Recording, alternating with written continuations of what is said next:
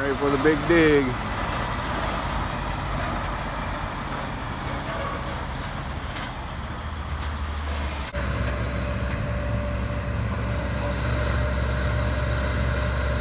Dragon bug.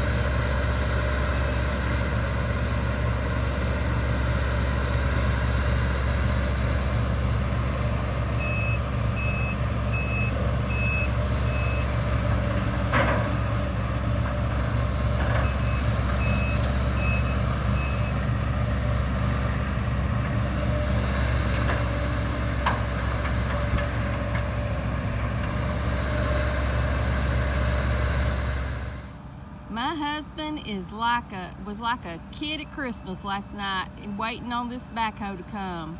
He was so excited. Every so often we have to have our pond dipped out because we have like a little creek right there that feeds into our pond.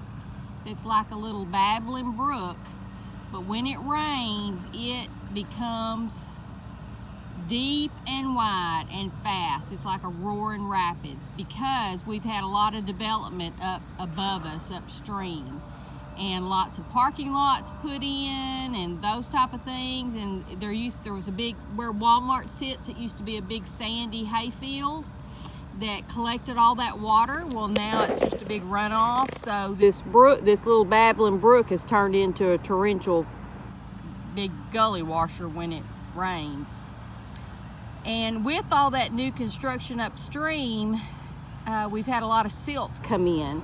They do put barriers up. My husband is always on top of watching that to make sure that the barriers are up so that we don't get a lot of backwash and silt into our pond, because we're the first catchment on this creek bed.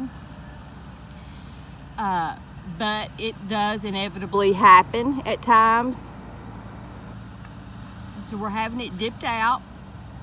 It was been 6 years ago today exactly, actually, that came up on my husband's timeline on Facebook that we had it dug out before. But this has been the longest boom arm that we've had to dig it out. We actually dug this pond with a drag line because that was just a swamp area. And I mean, when I mean a swamp, it truly was a swamp. The dragline operator had to have mats that were big wooden mats that he would get out on. We had to purchase those, and then we resold them. And because normally he worked in South Texas and he didn't need mats.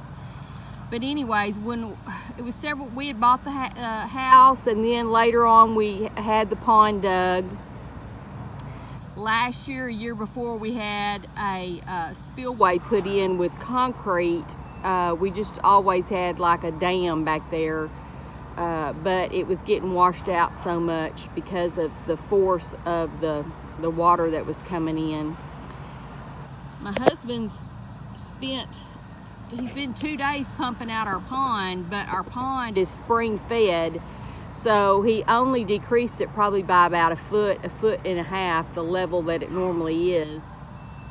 But it helped them be able to see kind of where they were digging.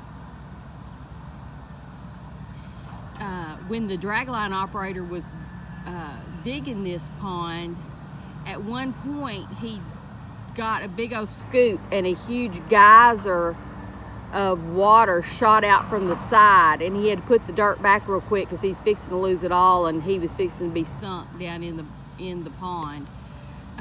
We were in the middle of a huge drought in Texas when we dug it. People's ponds were drying up.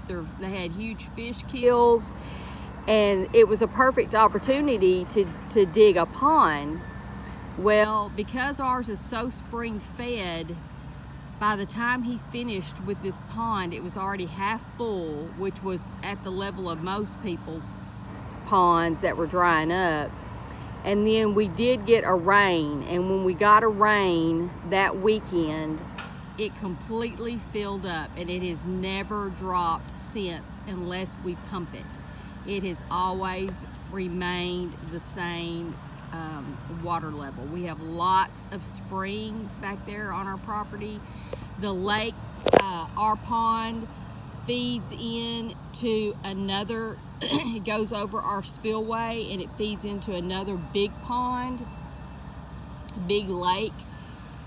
That is a housing addition. There's houses all around this big lake, and it's the name of that lake is actually called Spring Lake because it is so many springs back through there.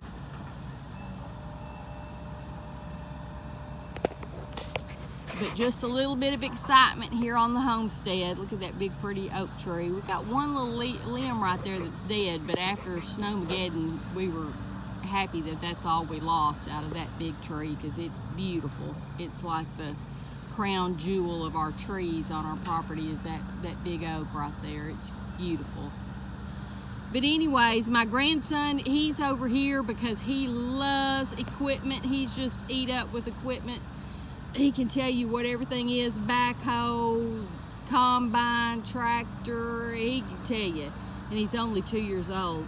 And when we're driving down the country roads and stuff, he can spot them a mile away. If they're parked in a barn in the field, he can spot them. He loves big equipment. So he's over here.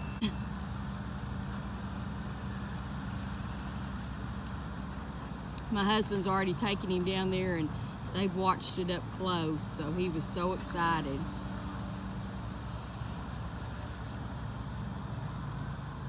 After this, my husband will have a lot of work to do because my husband is going to be the one that spreads the dirt. When we had the pond dug originally, he did that. He spent the whole next year spreading dirt out and building up those sides because, like I say, it was a swamp. There was even a spot that had like some quicksand area in there. If you got in it, you weren't going to get out. So he'll spend the rest of the time cleaning this dirt up. It's really good, rich dirt.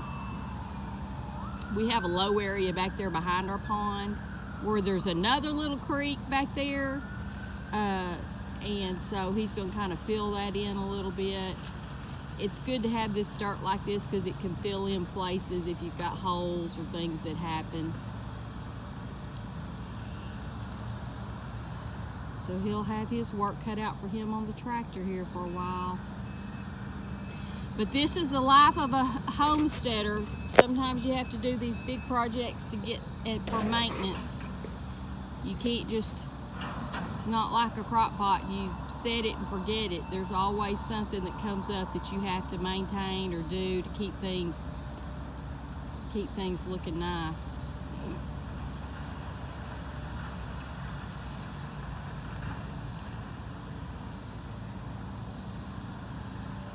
Just wanted to show y'all the happenings at the chicken coop. Thanks for watching. Thanks for visiting with us. Please like and subscribe. Bye-bye. Yeah, we got the pond cleaned out today. Getting it cleaned out.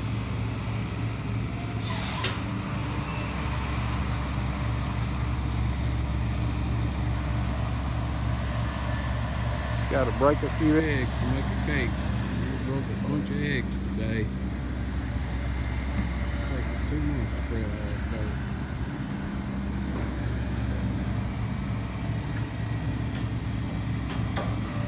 Tracto's got 62 things.